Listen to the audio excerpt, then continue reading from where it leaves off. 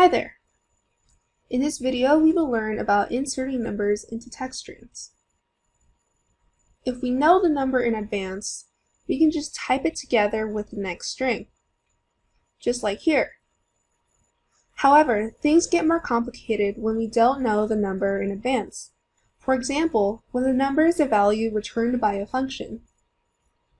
Let's create a function number that takes one argument n and returns the string my favorite number is and the argument n.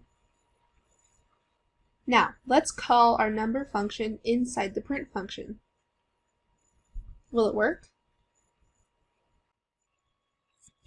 As you can see, we get an error that says that n must be a string and not an integer. What this means is that we must change the number object into a string before we can combine them together. We can't add numbers to strings or vice versa. Luckily, Python has a function, str, that can do it for us. Let's try it out. In our return statement, let's put our new function, str, just before the argument n. Remember to wrap n in parentheses. Let's run the program now.